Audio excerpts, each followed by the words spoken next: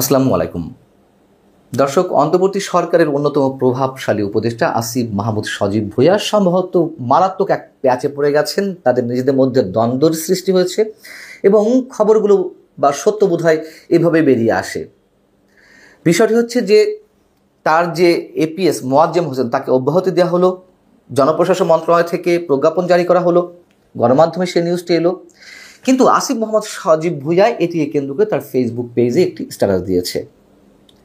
সেটি হচ্ছে গণমাধ্যমে যে লেখা হয়েছে তাকে অপসারণ করা হয়েছে, আসলে অপসারণ করা হয়নি, তাকে অব্যাহতি দেওয়া হয়েছে।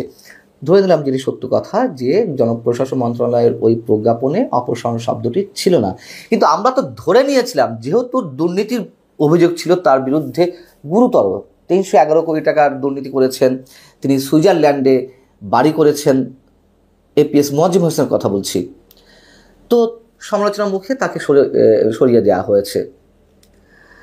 কিন্তু যেটি এখন জানা যাচ্ছে না, তাকে সরিয়ে দেওয়া হয়নি, সসম্মানে তিনি পদত্যাগ করতে চেয়েছেন, তাকে পদত্যাগ করা হয়েছে এবং পদত্যাগের কারণও ভিন্ন। আসিফ মাহমুদ সজীব ভুঁইয়া তার ভেরিফাইড ফেসবুক পেজে তার যে অফিসিয়াল ল্যাঙ্গুয়েজ তাকে কেন্দ্র করে সেটি আবার তিনি নিজে আপলোড করেছেন। যাই হোক, সেখানে কী লেখা হচ্ছে, মাননীয় উপদেষ্টা আসিফ মাহমুদ সজীব ভুঁইয়ার সহকারী একান্ত সচিবের পদ থেকে পদত্যাগ করেন মোহাম্মদ মোয়াজ্জেম হোসেন। পদত্যাগপত্রটি গৃহীত হলে আদেশ কার্যকর করে জনপ্রশাসন মন্ত্রণালয়। আচ্ছা, ধরে নিলাম যে তিনি পদত্যাগ করেছেন, তাহলে পদত্যাগপত্রটি দিতে হবে কোথায় মোয়াজ্জেম হোসেনকে?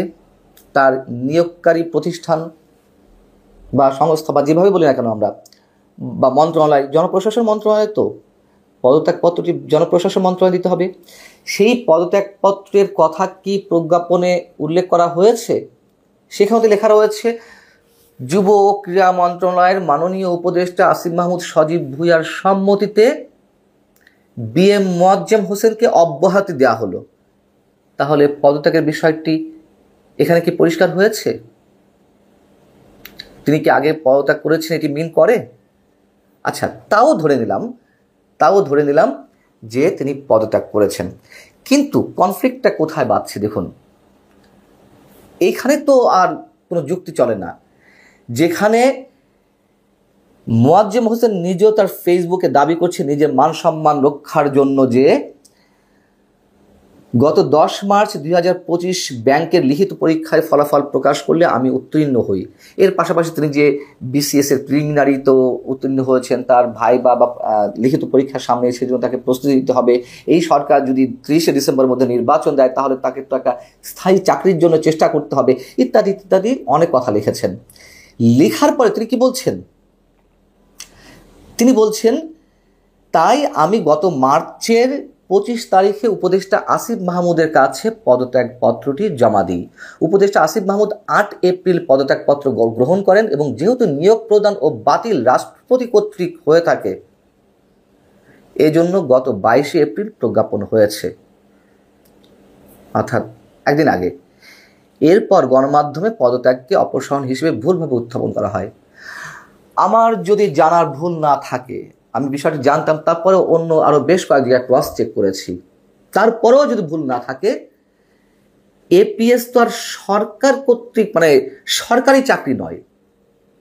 এটি তো তার যে নিয়োগপত্র, সেই নিয়োগপত্রই লেখা রয়েছে সংশ্লিষ্ট মন্ত্রণালয়ের মন্ত্রী বা উপদেষ্টা যতদিন তার উপরে সন্তুষ্ট থাকবেন বা ইচ্ছা পোষণ করবেন থাকার জন্য, ততদিন তিনি থাকবেন।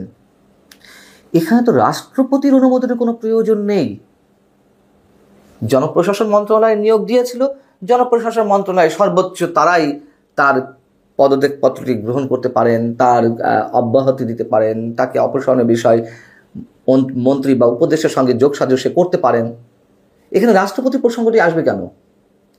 এবার আসুন, যে কথা বলছিলাম যে প্যাচে পড়েছে, দুর্নীতি ভাই হয়েছে। দুর্নীতি কোথায় কি হচ্ছে আমরা সব কিছু না জানলেও কম বেশি তো জানি, এবং লোকমুখে তো এগুলো একেবারে স্বীকৃত।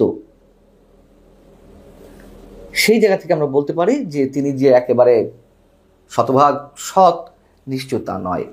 আচ্ছা, আসিফ মাহমুদ সজীব ভুঁইয়ার বিরুদ্ধেও অনেক ধরনের দুর্নীতির অভিযোগ রয়েছে, আমরা কি তাহলে ধরে নেব যে দুর্নীতির কাজগুলো যদি হয়ে থাকে, কিন্তু এই যে তাকে অপসারণ করা হচ্ছে এটি তার আতে ঘা লেগেছে বিএম মোয়াজ্জেম হোসেনের, সেই জায়গা থেকে আসিফ মাহমুদকে বিশেষ কোনো ভয় ভীতি দেখানো হয়েছে, আমার কাছে প্রমাণ আছে। তখন এই যে মোয়াজ্জেম হোসেন, সে তো আসিফ মাহমুদ সজীব ভুঁইয়ার বিশ্ববিদ্যালয়ের শিক্ষা জীবনের বন্ধু। এই যে মোয়াজ্জেম হোসেন একজন এপিএস পদে নিয়োগ পাওয়ার পরে নিজের এলাকায় শোডাউন করে, পোস্টার ছাপে, এর উদাহরণ কোথাও দেখা গেছে? এই মোয়াজ্জেম হোসেন করেছেন। তিনি কতটা সৎ আমরা সেটি চোখ বন্ধ করলেই কল্পনা করতে পারি। তো সেই জায়গা থেকে আসিফ মাহমুদ সজীব ভুঁইয়া তাকে অব্যাহতি দিতে গিয়ে কোনো ধরনের অনাকাঙ্ক্ষিত মুহূর্তের মধ্যে পড়েছেন কিনা আমরা জানি না। তবে অব্যাহতি নিয়ে যেসব বয়ান এখন আসছে, বিশেষ করে মোয়াজ্জেম হোসেন নিজে যেটি লিখেছেন যে রাষ্ট্রপতি বিষয়টি, এটি একেবারে অগ্রহণযোগ্য। বিষয়টি কেউ জেনে থাকলে আমাকে জানাবেন প্লিজ, যে রাষ্ট্রপতির অনুমোদনে বা বাতিল সম্মতির এই বিষয়গুলো রয়েছে।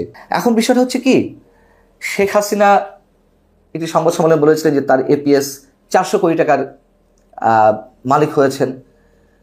তিনি চলে যাওয়ার পরে তিনি জানতে পেরেছেন। তখন আমরা অনেকে সমালোচনা করেছিলাম তার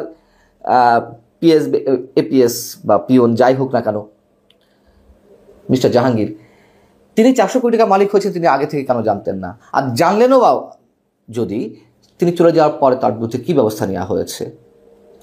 এই যে আসিফ মাহমুদ সজীব ভুঁইয়া অব্যাহতি এবং অপসারণ এই শব্দ দুটোকে নিয়ে যে খেলছেন, বা যেহেতু বিএম মোহাম্মদ মোয়াজ্জেম হোসেন আপত্তি তুলেছেন যে না, এটা আমার জন্য আত্মসম্মান হানিকর, আমাকে কেন অপসারণ করা হবে বা অব্যাহতি দেওয়া হবে, বলা হোক যে আমি পদত্যাগ করেছি, এইসব নিয়ে যে নানান ধরনের জটিলতা, সেই জায়গা থেকে আমরা সব বাদ দিয়ে যদি বলি আসিফ মাহমুদ সজীব ভুঁইয়া কেন তাকে পদত্যাগের সুযোগ দিবেন, কেন অব্যাহত বা করতে দিবেন, কেন তাকে আইনে আওতায় আনা হয়নি, কেন তার বিরুদ্ধে দুর্নীতি তদন্ত করতে দেয়া হয়নি বা সে ধরনের পদক্ষেপ নেওয়া হয়নি? আমরা একইভাবে দেখলাম যে জাতীয় নাগরিক পার্টি, এই আসিফ মাহমুদ সজীব ভুঁইয়ার সহযোদ্ধারাই তো করেছেন এই দল, সেই দলের একজন যুগ্ম সদস্য সচিব সালাউদ্দিন তানভীর, তাকেও দল থেকে সাময়িক বহিষ্কার করা হয়েছে, কারণ দর্শার নোটিশ দেওয়া হয়েছে। এই সালাউদ্দিন তানভীর, তার বিরুদ্ধে তো গুরুতর অভিযোগ, জেলা প্রশাসক নিয়োগে তিনি তদবির করেন, ডিসি নিয়োগে, আরও অনেক বিষয়, বড় বড় বিষয়ে তিনি তদবির করছেন, বাণিজ্য করছেন, সচিবালয়ে নিয়মিত যাচ্ছেন, এবং এইগুলো যখন সোশ্যাল মিডিয়াতে প্রকাশ পেল, তিনি যাওয়া আসা করছেন, সচিবদের ঘরে যাচ্ছেন, তখন জাতীয় নাগরিক পার্টি এই অ্যাকশনটি নিল, তাও সাময়িক। সালাউদ্দিন তানভীর, তিনি যে স্কুল পড়ুয়া শিক্ষার্থীদের যে বইয়ের বিষয়টি, সেখানে বই ছাপানোর 400 কোটি টাকার বাণিজ্য করেছেন, এ কথা তো আরও অনেক আগের। এতদিন পরে তার বিরুদ্ধে কেন এই ব্যবস্থা নেওয়া হলো? এবং সরকার কি জানতো না যে 400 কোটি টাকা না হোক, 200 কোটি না হোক, 100 কোটি না হোক, 50 কোটি, 5 কোটি টাকার বাণিজ্য করেছে? এবং যার কারণে, এইসব কারণেই তো এইবারের বই ছাত্রদের হাতে, শিক্ষার্থীদের হাতে ঠিক সময় তো পৌঁছায়নি। জানুয়ারি 1 তারিখ থেকে জানুয়ারি, ফেব্রুয়ারি, মার্চের মাঝামাঝি গিয়ে সম্পূর্ণ বই বিতরণ করা সম্ভব হয়েছে। এই যে শিক্ষার্থীদের জীবন নিয়ে ছিনিমিনি খেলা হলো, সরকারের ডক্টর মোহাম্মদ ইউনূসের মিনিমাম কোনো দায়িত্ব নেই যে এই মানুষগুলোকে ধরা? আমরা যত শুনেছি তিনি সবই জানেন, জেনেও সব কিছু অ্যাভয়েড করার চেষ্টা করেন, বিকজ তার গদি রক্ষা করতে হবে। তার নিয়োগকর্তারা তো ছাত্ররা, কি আর বলার থাকতে পারে আমাদের? আল্লাহ হাফেজ, ভালো থাকুন সবাই।